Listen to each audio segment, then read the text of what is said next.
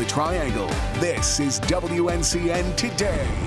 Good morning and happy Friday to you. Thanks for waking up with us on WNCN Today. I'm Mike Gonzalez in for Phil Sanchez. And I'm Sharon Tazzle. So much energy, you see that? Hey, wow. You know, I've had a lot of coffee today. You know, they drug me, and I'm like, Sharon, when can I get some more coffee? I said, need more coffee. Next break, let's run. 6:07. Exactly. How about the weather today?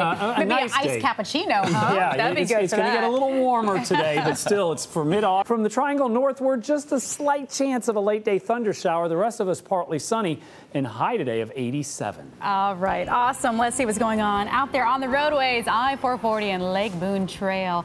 You know, it's kind of an odd shot there looking at exit 5 sign, but you see off in the distance, traffic's moving all right. Yeah, we see some lights there. Also, let's see I-85 and Avondale Drive. Let's see if we got that.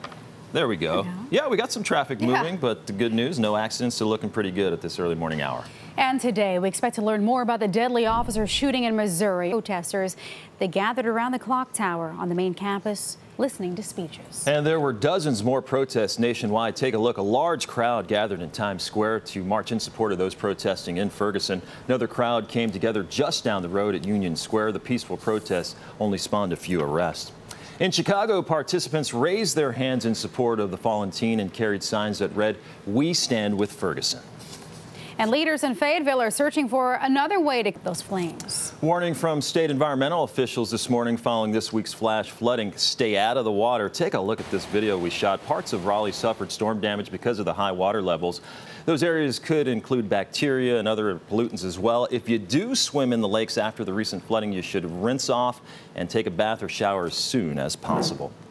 Viral and Chili campaign is bringing awareness to a deadly disease. By now, you may have seen those thousands of ice bucket challenge videos all over the place. Well, here's the premise. People get others to dump, a bucket of ice water on their head, all to raise money for ALS or Lou Gehrig's disease. ALS organizations say normally donations are slow coming in this time of summer. This time last year, they raised $1.5 million nationwide. In the last 2 weeks alone, get this, more than $7.5 million have been donated. I did it yesterday.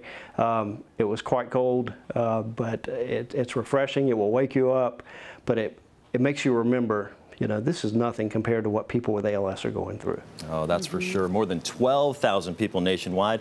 Also, 600 people in our state, they suffer from Lou Gehrig's disease. Just a deadly disease. It really is. Life expectancy only 5 years maximum. So, well, you know, she said, why don't you dump a bucket of ice on your head to wake up this morning? I'm not used to getting up this early. Here they come with the buckets. Come on. No, I'm just kidding. That would wake you up, though. That's for sure, right? Oh, but definitely for a good cause, so it's worth it. All right. Time right now is 6:07. And Robin Williams' widow is revealing new details about the struggles that the actor dealt with just before his death. Still to come, besides depression, what other health problems that he faced. Stay with us. Good morning. Thanks for joining us on WNCN Today. I'm Sharon Tazzwell. And I'm Mike Gonzalez. Phil has the morning off. We've got your top stories in just a minute, as well as traffic. But let's check in with Bill. He's got a pretty good looking forecast. Yeah, really, we do. For another day that's going to be nice, and it's the middle of August. It will get hot as we head into next week, but we haven't been hot for a while. So, you know, that's a slight chance of a thunder shower. Added that to the forecast since yesterday for this afternoon and early evening, but it's a 20% chance at best that you'll run into something. So, in other words, enjoy the day. All right, we will, Bill. Thank you. We love being in the 80s, that's for sure. All right, how about the roadways in I-540 and Capitol Boulevard, US 1? You know what? Really quiet out there this morning, so if you're heading over there, you shouldn't have any issues. Also, let's take a look at I-85 at the Durham-Orange County line. Really hasn't been much traffic this morning. Everybody's taking the Friday off or something, but things looking pretty good. And today, we expect to learn more about the deadly officer shooting in Missouri. A police officer shot and killed 18-year-old Michael Brown after an altercation. Brown did not have any weapons. Police say. Right now, Durham police need your help to stop a peeping Tom. Take a look at this. Investigators say there was an incident earlier this month in the area of Old Chapel Hill and Shannon Roads. Here's a sketch of the guy. They say the man used a ladder to climb up and look into a woman's bedroom window. If you've got any information about this guy, you're asked to call Durham police. The debate over the newly passed budget and teacher pay is making its way to the state capitol once again. Governor Pat McCrory signed a budget earlier this month that included pay raises. Republican leaders say the average is 7%, but some teachers say the numbers are actually misleading and they don't add up.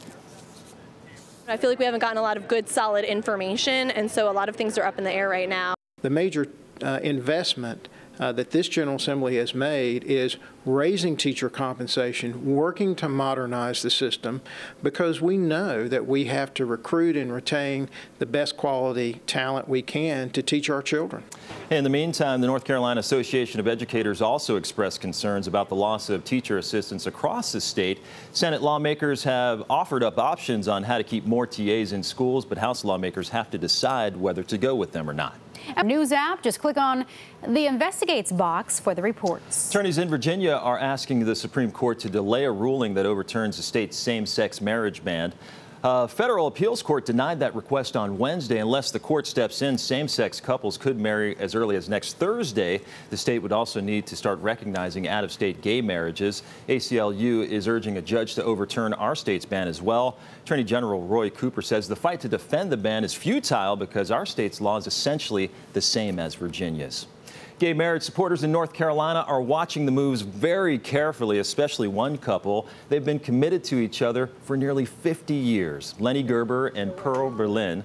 They're the lead plaintiffs in one of 4 federal lawsuits challenging our state's gay marriage ban. They're hoping for a resolution very soon. At 89, Pearl's health is getting more fragile. The couple was legally married in Maine last year. Wow. Very close relationship there, Oh, that's for sure. It is now 6:37. A man and his dog. Later, how social media helped reunite a Camp Lejeune Marine and the K9 who served beside him. Plus, beach cottages, a golf course, and places to shop. It sounds great, right? For a perfect vacation or even to live. But what if you want to own it? Still to come, just how much an entire village costs one buyer. Here's Bill. All right, good morning to you. 64 degrees right now in Goldsboro. Skies are mostly clear. How warm will we get on this Friday?